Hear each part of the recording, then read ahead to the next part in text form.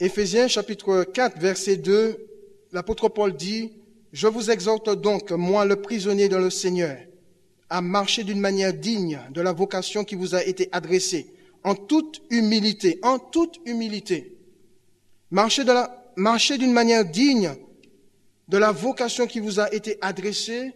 De quelle manière? En toute humilité. C'est-à-dire que tu ne dois pas reposer sur toi-même, mais te reposer sur le Seigneur Jésus. Bien sûr, avec humilité. Ne pas déclarer des choses d'une manière audacieuse comme Max, mais dire Seigneur, je réalise que sans toi, je ne suis rien. Sans toi, Seigneur, je ne peux pas avancer. Sans toi, Seigneur, je ne peux rien faire. Et le Seigneur nous le dit. Sans lui, nous ne pouvons rien faire. Sans lui, nous sommes sans force.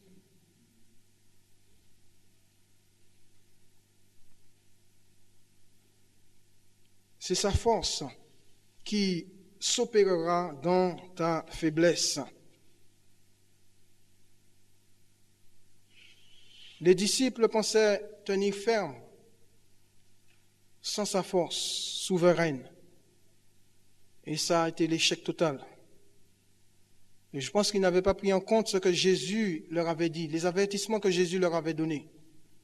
Et je crois que si nous ne prenons pas en compte les avertissements du Seigneur, que ce soit au travers de sa parole ou au travers d'un don spirituel, qu'est-ce qui va se produire?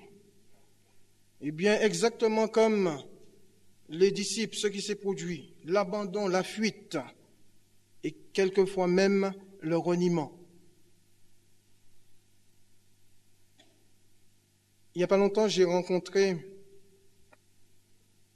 un jeune homme qui a connu le Seigneur ici, qui était fidèle au début, qui était rempli de feu pour le Seigneur, qui allait à l'évangélisation, et je crois qu'il aimait le Seigneur dans son cœur. Et en venant un dimanche à l'église, je le rencontre dans le train, et j'ai été surpris parce que ça faisait longtemps que je ne l'avais pas vu. Alors je le vois, j'étais tellement content de le voir, et je lui parle. Je dis, alors, comment vas-tu? Oh, ça va. Mais je sentais le visage fatigué. Il y avait sur son visage comme tout un poids qui pesait sur sa conscience. Et il me dit, je suis là en train de travailler. Je dis, ah bon, travailler dans le métro? Oui, je travaille pour payer mon hôtel et tout. Et je lui dis, mais et la foi, alors comment ça se passe? Il me dit, la foi, là j'ai compris. Il me dit, oui, mais ce ne sont pas ceux qui vont me prêcher, ceux qui m'ont prêché ou qui vont me prêcher le sermon sur la montagne qui vont m'aider à payer mon loyer. J'ai dit, waouh. J'ai dit, c'est quelqu'un qui n'a peut-être pas compris ce que le Seigneur voulait faire de sa vie. Et on le retrouve dans le métro en train de faire la manche alors que Jésus était capable de l'aider. Il n'a pas persévéré. Peut-être qu'il reposait sur l'Église, peut-être qu'il reposait sur des frères et des sœurs, et peut-être qu'il a même été déçu. Mais s'il reposait sur Jésus, parce que Jésus ne déçoit jamais personne. Jésus ne m'a jamais déçu, et je suis sûr que Jésus ne vous a jamais déçu. Si vous êtes là ce soir, c'est parce que Jésus ne vous a jamais déçu. Ne nous reposons pas sur les hommes, mais reposons-nous totalement sur notre Seigneur Jésus-Christ. Il y a beaucoup, frères et sœurs, qui ont fait de très belles déclarations au Seigneur, comme Max. Je te suivrai, ou je ferai ceci, je ferai cela, et qui aujourd'hui ne le suivent même pas. Non seulement cela, ils ne veulent même pas entendre parler du Seigneur Jésus.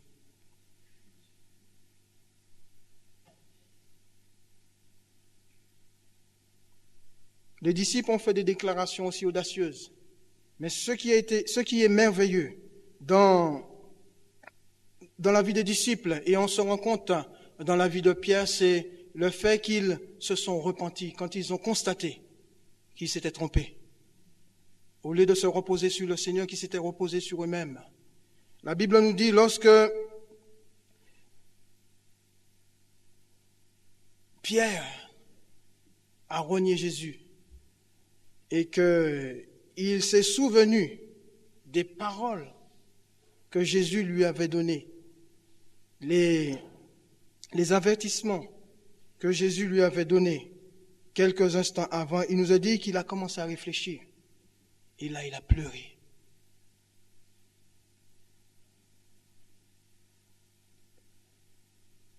Dans Matthieu, au chapitre 19, il y a l'histoire de cet homme, ce jeune homme riche qui vient vers Jésus pour, non pas avec une déclaration, mais avec une simple question, en lui disant, bon maître, que faut-il que je fasse pour avoir la vie éternelle? Et Jésus va lui donner toute une série de commandements à respecter. Tu aimeras le Seigneur, tu aimeras ton prochain, tu ne voleras pas, tu commettras pas d'adultère, etc., etc. Il va dire, mais Seigneur, j'ai observé tout cela depuis mon enfance. Et Jésus va lui dire, il ne te manque une chose. Il te manque une chose pour être parfait. Vends tout ce que tu as et donne-le aux pauvres.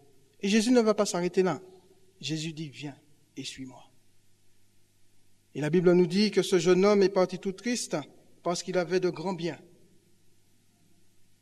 Son cœur était attaché au Dieu Mammon. Il se reposait sur le Dieu Mammon au lieu de se reposer sur le Seigneur Jésus. C'est malheureux pour ce jeune homme riche qui va passer à côté de la vie éternelle à cause le refus d'obéir à la parole de Jésus. Au travers de la réponse que Jésus va donner à Max, on constate que Jésus va lui demander un sacrifice tout à fait particulier. Et je crois que Max va le comprendre. Jésus va lui demander de tout abandonner, de tout. Pour le suivre, il faudrait vraiment remettre tout entre ses mains, tout abandonner. Et que rien ne puisse prendre sa place dans son cœur.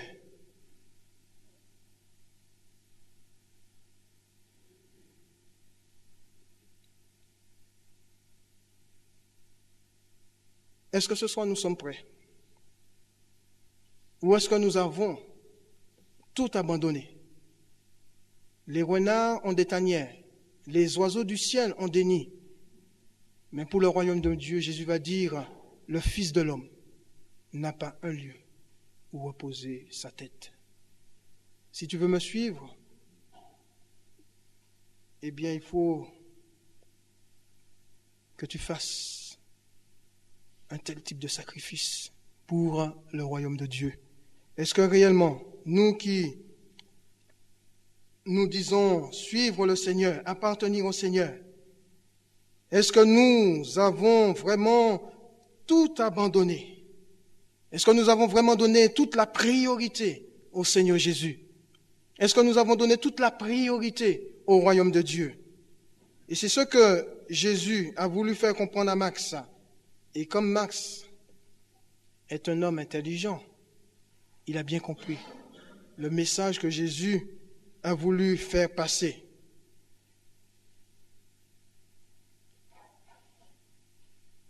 Et vous remarquez, pour conclure, dans notre histoire, Jésus passe tout de suite à un autre personnage. Et on n'entend plus parler de Max. Et Jésus lui-même interpelle l'autre personnage en lui disant, « Toi, suis-moi. » Je ne sais pas si Max a fait demi-tour ou s'il a continué à suivre Jésus. Mais on n'entend plus parler de lui. C'est quand même triste de voir que lorsque nous voulons suivre Jésus et que le Seigneur nous demande de faire des sacrifices, nous faisons demi-tour. Que Dieu soit béni pour ceux et celles qui obéissent à la voix du Seigneur. Et quel que soit le sacrifice que le Seigneur leur demande, eh bien, ils ne sont pas prêts à faire demi-tour. Au contraire, ils disent, Seigneur, oui, je te donne. Oui, je te donne. Oui, je t'offre. Oui, je te livre. Oui, Seigneur. Parce que je sais, ce que moi je te donne n'est rien à côté, Seigneur, déjà de ce que toi, tu nous as donné.